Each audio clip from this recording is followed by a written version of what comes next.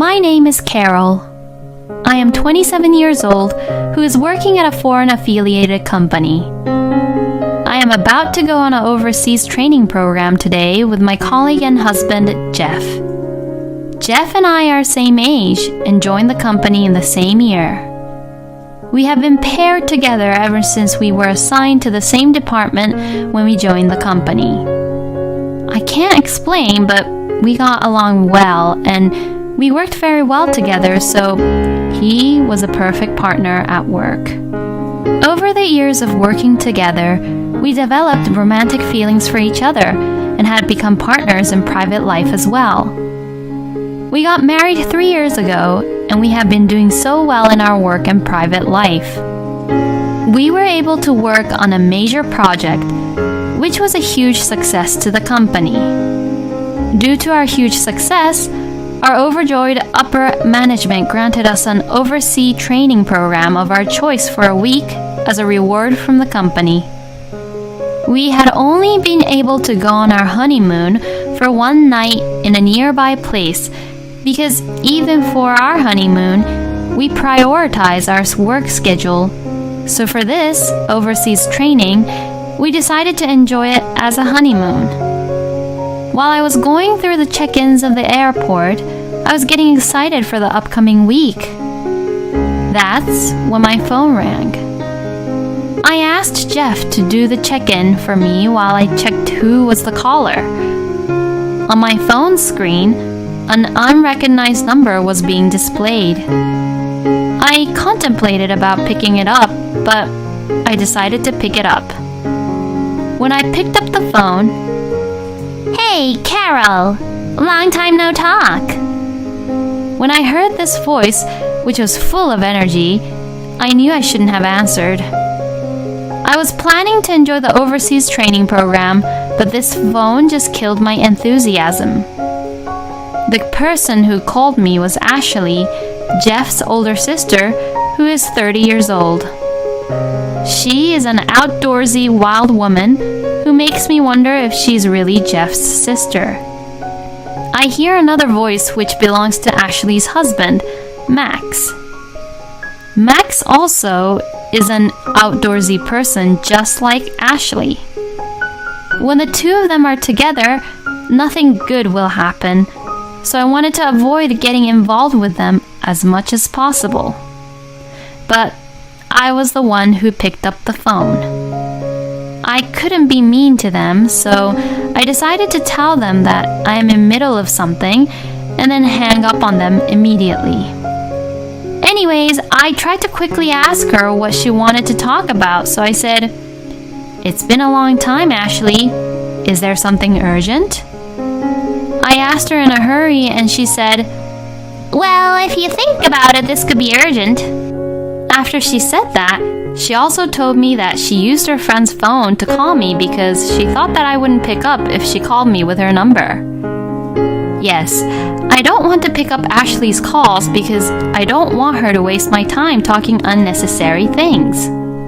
I was getting irritated by the fact that Ashley would just go on and on about hiking trip to a mountain which had been planned for the weekend was cancelled due to the bad weather, and now they do not know what to do with their free time. I wondered why she was telling me this, but since my boarding time is soon, I said, "If you're calling me to kill time, I have to go now. I am sorry, but I am very busy now."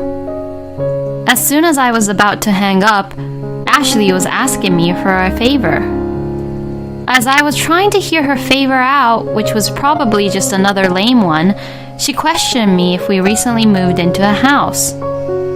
From my in-laws, she heard that Jeff and I have moved into a house with a very spacious backyard. The land belonged to my maternal grandfather, who was in the landscaping business, but he was downsizing his business due to his age, so he gave me a piece of his land, which he would no longer use at a reasonable price, and I built a house there. That house was on the outskirts of a residential area with lots of nature, not too far away from the city. I didn't tell them about this house because I didn't want my obnoxious sister-in-law and her husband to barge in on me, but I guess they found out. You should have told me you moved. I would have at least sent you a housewarming gift. Ashley said something that was not from her heart. Shouldn't she know the reason why I didn't want to tell them about it? When I grew impatient because Ashley would not get to the point, then she said, So, please do me a favor. Will you let me check out your spacious backyard? I had a tremendously bad feeling about this when she told me this favor she was requesting for. I hope not, but is Ashley planning to barge in my backyard with the whole hiking group members? And what in the world is she planning to do in my backyard? Why our backyard, and what are you going to do with my backyard? When I asked her, she replied, Well, I heard you have a big lawn, so I thought we could have a barbecue in your backyard with my hiking group members. This is finally when she told me what favor she was asking for. Ashley said she will be preparing and bringing good meat for her hiking group members. And without me having any say in it, she started saying, We might even set up tents and spend the night. I can't wait, and I am so looking forward to it. As if I had already said yes to the favor, she said she's already looking forward to it. So to that, I said, Huh? What are you talking about? If you are planning to do a barbecue in my backyard with your hiking group members, it will cause a big burden to our neighbors. I am not allowing this, so I am not letting you use our backyard. After telling Ashley no to her favor, I also reminded her that Jeff and I would be going to an overseas training program for the upcoming week, so we will not be at home, which makes it absolutely impossible for Ashley and Max to even come over to our place in the first place. Normally, Ashley wouldn't give up easily and just annoys me until I say yes, but to this, she said, Oh, really? So you're going away for a week, huh? Okie dokie, I get it. Although I felt somewhat weird and uncomfortable with my sister-in-law, who just backed off this easily with her favor, I ended the call with Ashley because it was my time to board on the plane. As I was boarding the airplane, Jeff was asking me, Who was the phone call from? It seemed like a very long call. Jeff was worried if I was in trouble with work because while I was on the phone, my facial expression was dubious. The call was from your sister, Ashley. I told Jeff details of the favor Ashley was asking and told him that I said no to it. Then he said, I'm sorry I had to go through that. You have the right to tell her no because she and Max always causes us troubles. As Jeff said this, he sighed. As experience from the past, we have been in a lot of trouble because of our involvement with Ashley and Max. When we bought a new car, they begged us to borrow the car, so we gave in and lent it. But as soon as they rode on it, they had totaled my car and they didn't even reimburse us for it. Since they don't even pay, I ended up having to replace the car with my own car insurance.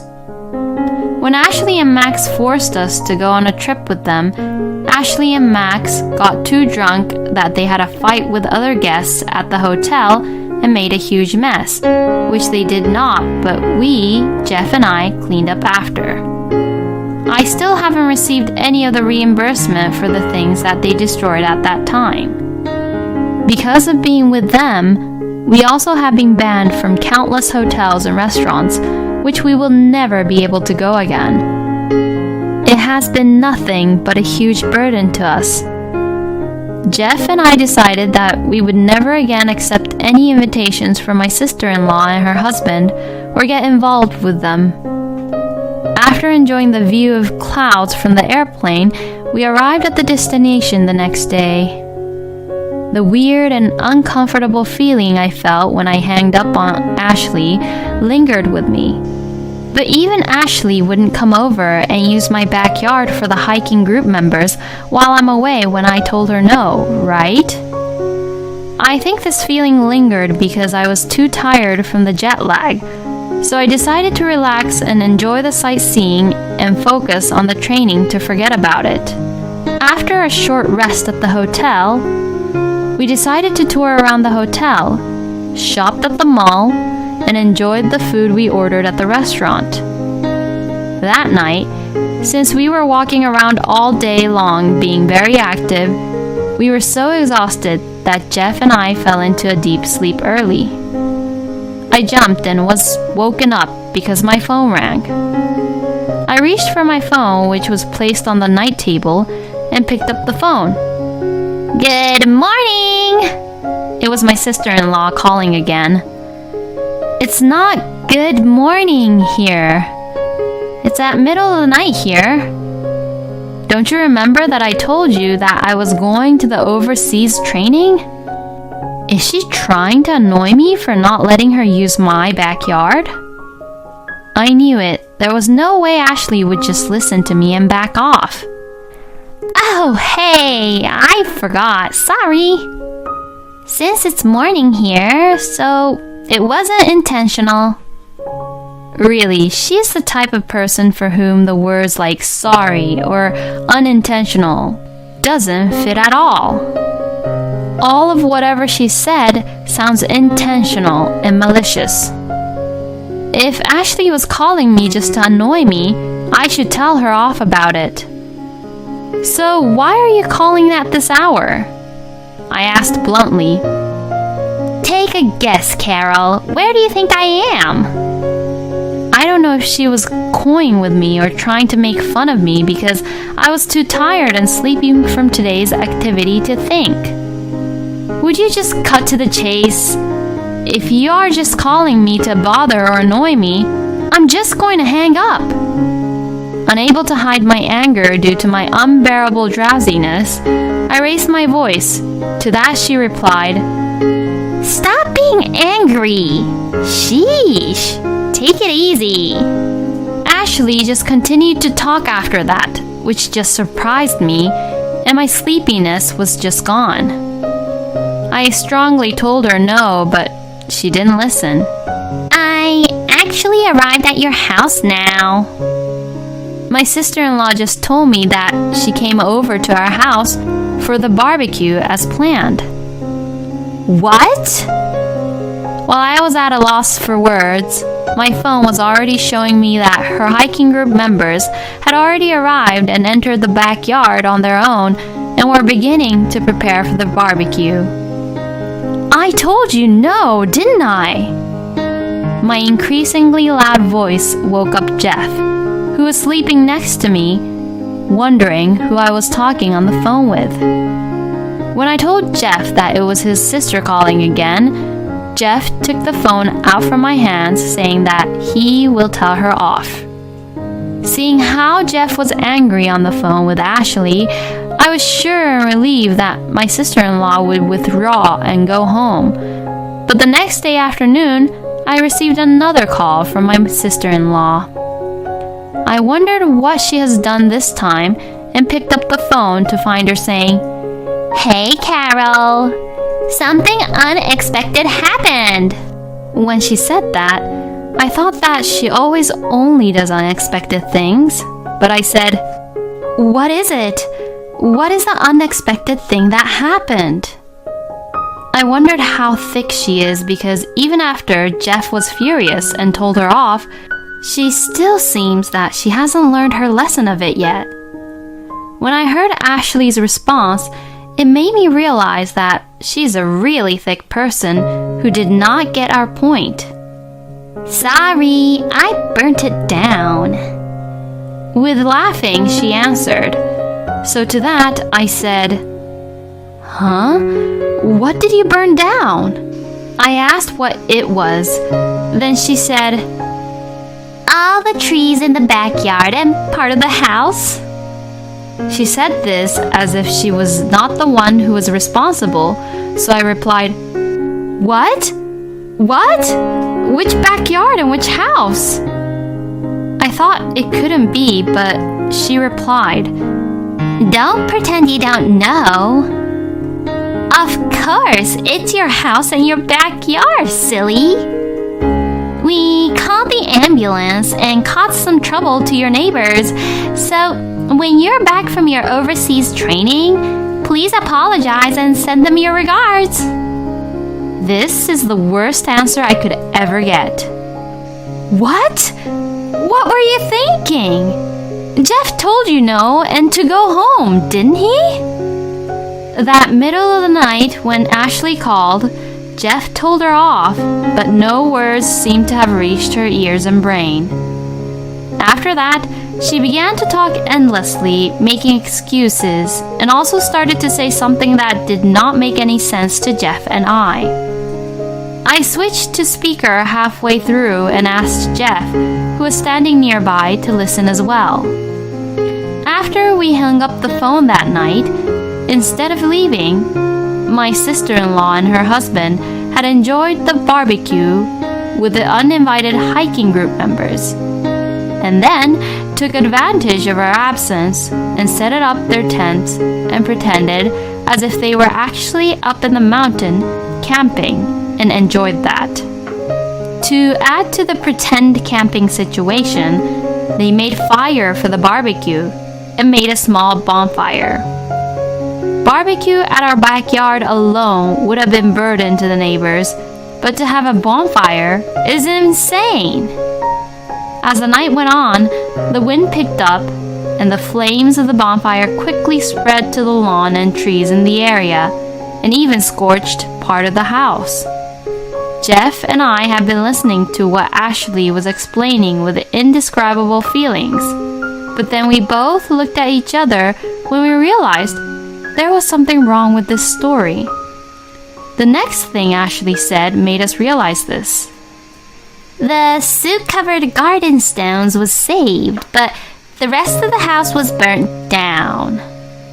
We don't have any garden stones in our backyard. Ashley, we don't have any garden stones in our backyard. To that, Ashley sounded surprised. What? No way. Your backyard has these cool trees with wiggly branches and a little pond with frog and gnome statues around and some other cool nature things. Jeff, who was listening along with me, said, We don't have any of those in our backyard.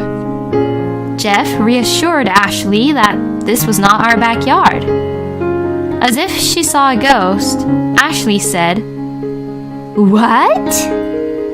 To Ashley, who couldn't understand the situation, I said, Ashley, are you sure that this is our house? I asked her again.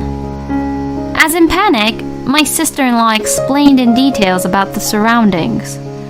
As we listened to her detailed explanation, Jeff and I came to a conclusion. We wondered if it might be the house next door and not ours. Yes, the house next to ours is my grandfather's house, who runs a landscape gardening business.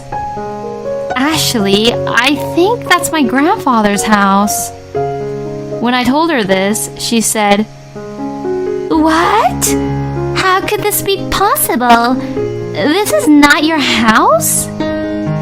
She seemed surprised for a moment, but then said, Well, I'll buy some plants from a dollar store and plant them for your grandfather later. They say plants grow better after a wildfire, and things will be back to normal in no time.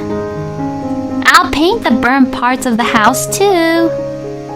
And when you return from your overseas training, will you apologize to your grandfather?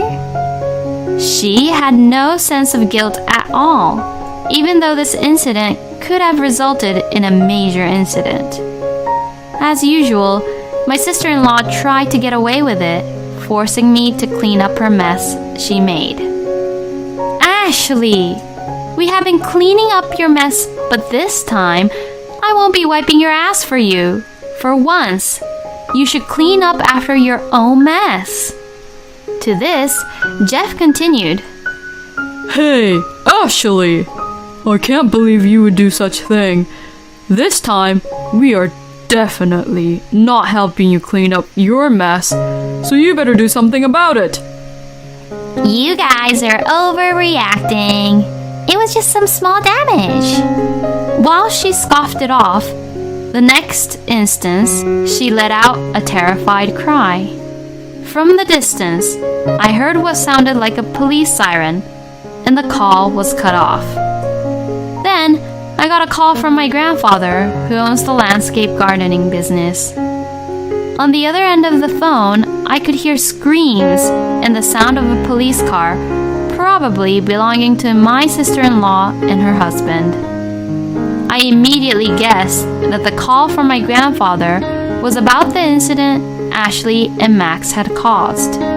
Grandfather told me that up until Ashley and Max called for fire truck, things were going good, but then, when the fire trucks arrived, Ashley and Max began packing up their belongings and ditched the place and just evacuated without helping other people.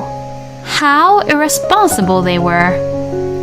Ashley was his sister, so Jeff apologized to my grandfather over the phone many times. Even after the fire was put out, Ashley and Max stayed hidden for a while and finally came back to visit after my grandfather already submitted the security camera footage to the police. Then, that's when she was seized by the police while she was talking and laughing to me on the phone. When they were interrogated by the police, Ashley and Max said our name, so my grandfather called me to confirm if I knew them or not. My grandfather said, Since they say they are your sister and brother-in-law, I didn't know what to do with them. But then he told us that he was going to sue them for attempted arson and trespassing. Even though they are Jeff and I's relatives, Grandfather said, I have no intention of dropping the case at all because this is too malicious. To what Grandfather said, Jeff and I replied, I think that's reasonable. Considering what they have done in the past, their behavior this time, and the total amount of damage and mess they have made. Most of the garden stones and trees in my grandfather's garden were his landscape gardening products. Many of the contractors are of historic origins, and the trees and stones they deal with are worth millions of dollars each if they were auctioned off. The total value of what was in his backyard alone was several of $1 million. The walls which they burnt down were walls created and painted by special craftsmen, and the cost of construction of my grandfather's house is definitely not cheap at all. Since Ashley and Max didn't listen to us, and being reckless and burnt down the property, my grandfather was very upset with them. As Jeff and I returned from the overseas training, Jeff's parents came to visit us, wanting to apologize to my grandfather. After hearing all the past troubles that Ashley and Max caused us, they were really upset with Ashley and Max. They said, I am too embarrassed to call Ashley as my daughter. She is insane.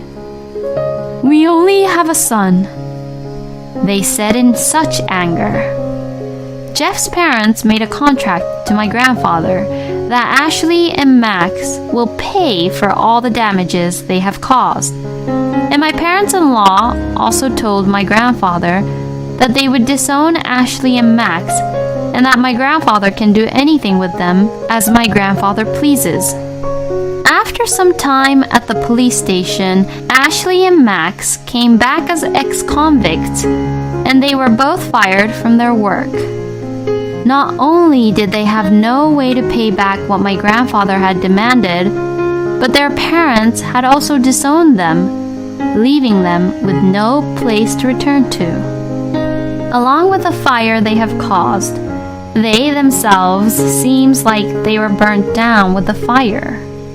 How long had it been since then? I don't know where they were or what they were doing, but recently, a small shack stood in the corner of my grandfather's backyard, and there they were, Ashley and Max.